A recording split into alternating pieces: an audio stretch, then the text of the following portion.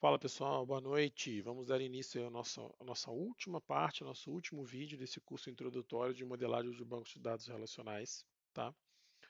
É, Com isso a gente finaliza toda essa parte de modelagem, de mapeamento para tabelas. Nós vamos manter, né, o canal ativo. Eu vou volta e meia subir algumas, vamos dizer assim, pílulas, né, de SQL para que a gente continue tendo ali um entendimento de como que a gente vai atuar. Mas, obviamente, né, sobre essa parte aqui a gente vai finalizar, né? A ideia também é colocar um curso de SQL mais completo e pago na Udemy ou na Hotmart, ou ambas, né, as estruturas. E com isso a gente pode, né, cada vez mais criar uma base mais sólida para todo mundo e profissionais que vão atuar com o banco de dados, para desenvolvedores, DBAs, arquitetos, seja lá o que for, tá bom? Então a ideia hoje é a gente passar exatamente pelos relacionamentos um para N e N para N, como que eu faço a análise sobre eles para que aquilo se transforme em tabelas e vão ser gerados os respectivos SQLs de implementação, tá bom? Bom, aí, seguindo a lógica, né, da nossa última aula, basicamente existe uma tabela de boas práticas onde nós temos uma visão, né, do que pode, do que não pode ser usado para poder fazer o mapeamento daquele relacionamento. Então, quando eu falo de um relacionamento 1 para N, o cenário ideal, né, quase sempre vai, quase sempre não, né? Via de regra nessa tabelinha aí é adição de coluna. O que significa fazer adição de coluna? É, a entidade que ela é o lado 1, né, tem participação 1 na relação, ela vai receber a chave primária da outra entidade e essa chave primária vai se tornar uma chave estrangeira. Tá? Sempre assim, Luiz? Sempre assim. Né? Porém, nós temos cenários, como aqui a própria tabela nos mostra, que eu posso criar tabela própria. Então, ao invés daquele relacionamento ser representado por uma coluna, por uma adição de coluna e os respectivos atributos daquele relacionamento, pode também fazer sentido que eu tenha a tabela própria, a depender de quê? Sempre, gente, sempre vai depender das regras de negócio e sempre vai depender do quão aderente será o seu modelo para os requisitos funcionais que você tem. Se eu não faço essa análise, meu banco não serve para absolutamente nada. Tá?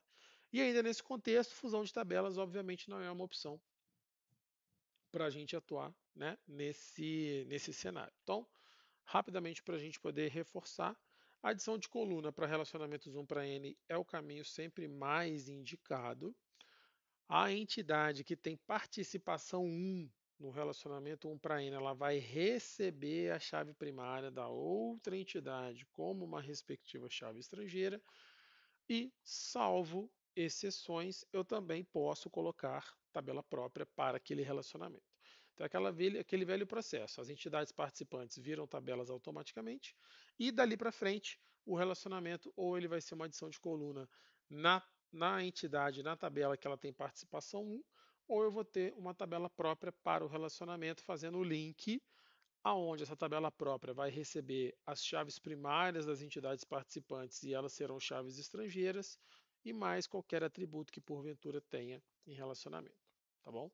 Vamos ver com exemplos para poder ficar mais fácil essa materialização aqui, tá? Bom, então eu tenho dois exemplos, né?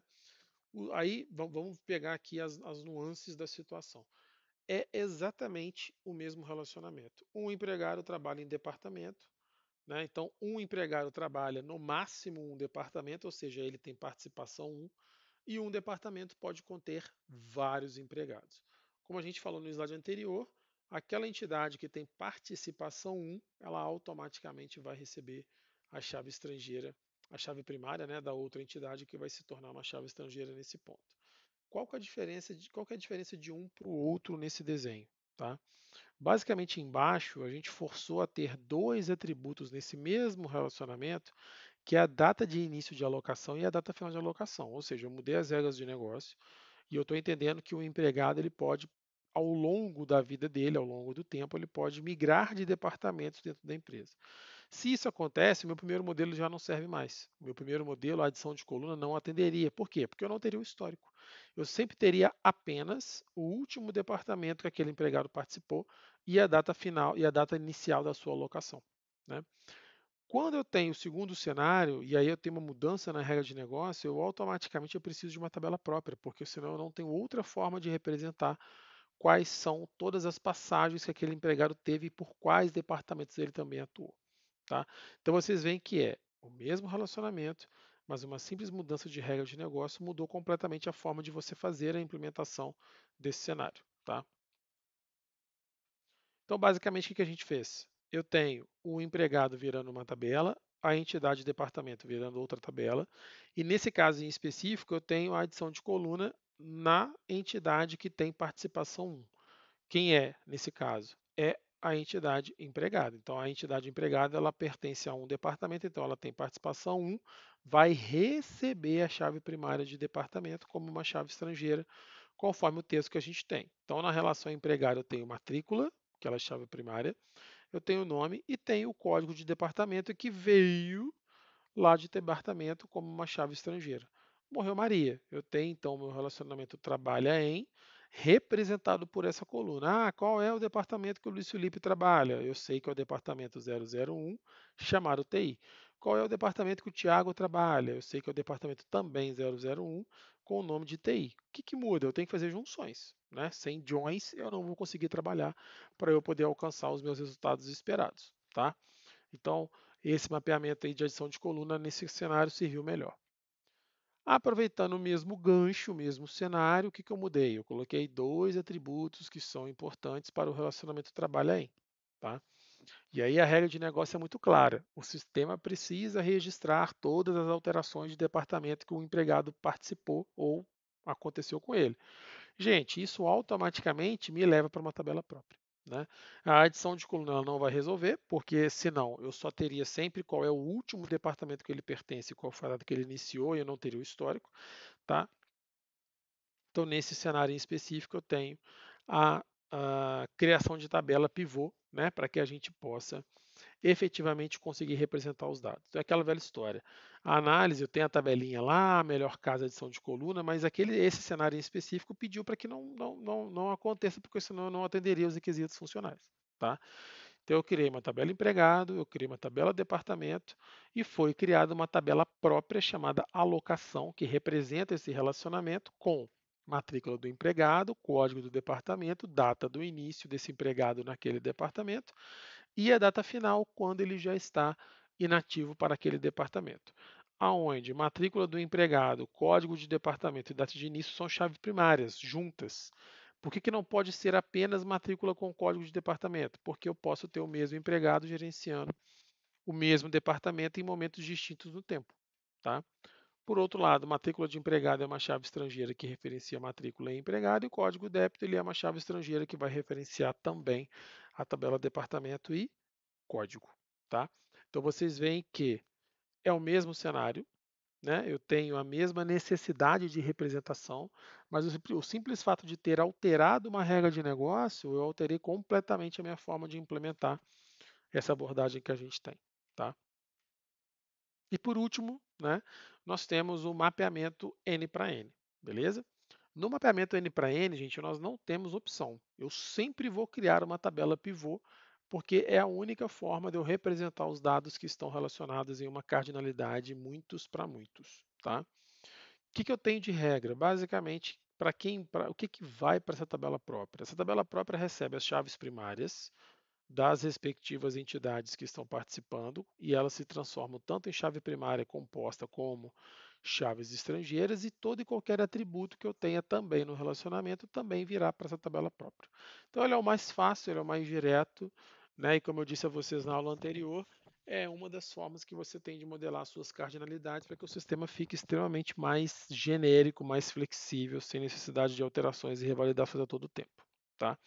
Então, basicamente, N para N eu só tenho a opção de tabela própria, não me sobra outro recurso.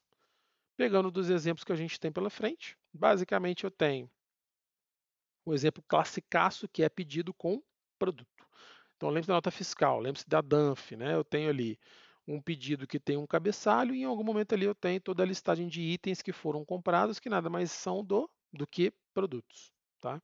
Então, quando eu olho para isso aí, eu tenho certeza que um pedido se relaciona com N produtos e um produto pode se relacionar também com N pedidos. Então, o João pode comprar o mesmo notebook que eu estou comprando, que é o mesmo notebook que a Maria está comprando. E está tudo bem. Eu tenho 3 pessoas abrindo 3 pedidos para o mesmo produto, e o mesmo produto ele tem um relacionamento com 3 outros pedidos ao mesmo tempo. Então, é uma relação muitos para muitos. Tá?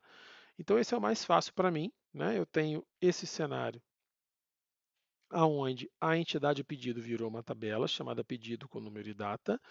Eu tenho a entidade produto também virou uma tabela com código e nome. E foi criada uma tabela própria para o relacionamento de possui, né, onde pedido possui produto. O que eu tenho de coluna neles? Chave primária é número do pedido com código do produto, e eles também são chaves estrangeiras. Número do pedido referencia número em pedido e código PROD referencia produto lá em produto, código em produto, né?